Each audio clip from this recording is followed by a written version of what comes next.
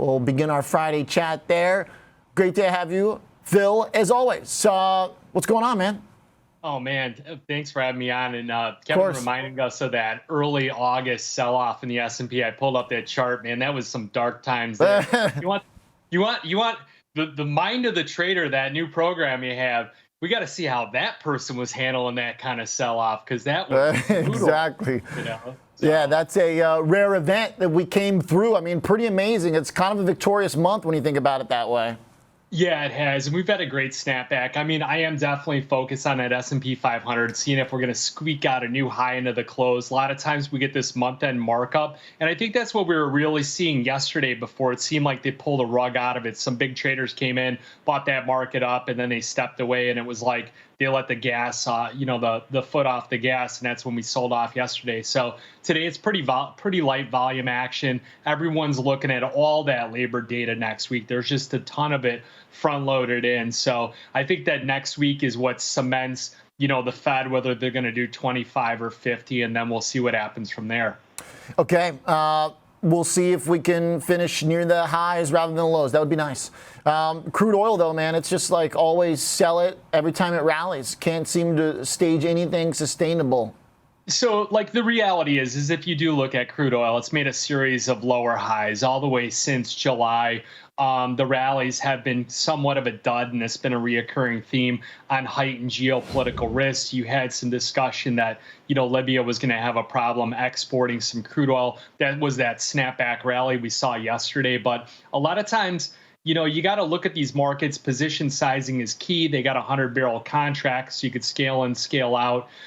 If you got that rally yesterday and you were feeling really good about it and you felt like you were back to break even, say, mind of a trader, take some of those positions off. Don't be so greedy, because you get some things turning around today, like OPEC supposedly coming out and saying that they're going to increase that output at that next meeting. You get a big sell-off there, and it looks like prices are going to, probably travel back down, probably another buck, 72.50 down to those recent lows, $71. You think we generally can kind of explain that away with some of the geopolitical premium unwinding, supply? We don't have to look at a crude oil near the lows as like a bad economic message? Yeah. Oh, I mean, economically, things do slow down after the first interest rate cut, because the people have been getting 5% on their money, and all of a sudden they get hit in the head with a 2x4. They're getting a little bit less on a monthly income. So they tend to tighten up the belt, and then lenders look at it like, hey, the Fed's cutting rates. That's not necessarily a sign of a boom. They got to be cutting rates for some particular reason. So they starting to tighten up their lending standards and practices. So it does. Initially, that first interest rate cut does have a slowdown in the economy. I think that does weigh in on the crude oil market. I mean, I live in a vacation area, and coming into a Labor Day weekend, there's hardly anybody there. There's no one on the beach whatsoever. So I think people are really starting to feel a little bit of pressure and tightening things up. And that early August sell-off in the equity markets was probably the wake-up call. Well, at least you get a quiet beach to yourself. Right? Kind of a win-win for you. Either the local economy or the... Yeah. There's June grass, so I can't fish out there. I cast it out once today when I saw a bunch go by, and I reeled in a bunch of big green mess, and I'm like, I'm out. Hopefully your trading's going a little bit better. Yeah, right. What about crypto? You watching Bitcoin just continue to fail every rally, Phil? What's up? So we had some people that were working GTC orders at 65,000 that were filled 4 or 5 days ago, right away on I think it was Monday or so. And I was like, holy cow, it's up that high. And then as the days progressed, it just seems to continue to disappoint. We come back to this 200-day moving average, 59,371 on the September contract. It doesn't have anything. It's actually becoming more of a viable asset because of the fact that the volatility in a certain degree is not as great. We're only moving about $3,000 a day.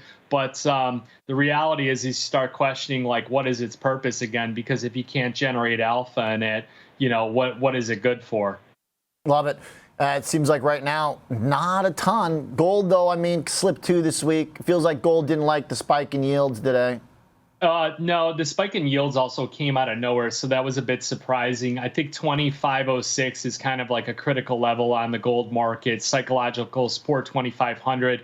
You're kind of where it goes back into neutral territory is if it closes below 2584. Really disappointed we couldn't break out to the upside, but we didn't have, there was no gasoline this week to really send it in that direction. We did see a sell-off in silver a couple times this week. Also, copper futures kind of coming back down again. So there's a number of components on the metal side that are weighing in on that gold market. But remember, gold really is a currency. It's not necessarily a commodity. People buy and hold it. Central banks hold it. So it will serve its purpose, and it's done great so far. But we need a little bit more. I think next week is going to be that telltale sign if we're breaking back out. All right. Some things left unsolved this week, chart-wise, technically. So that means it's just a stress-filled weekend. I'm just going to be thinking about the charts over and over. No, we'll be enjoying it. Enjoy your holiday, Phil.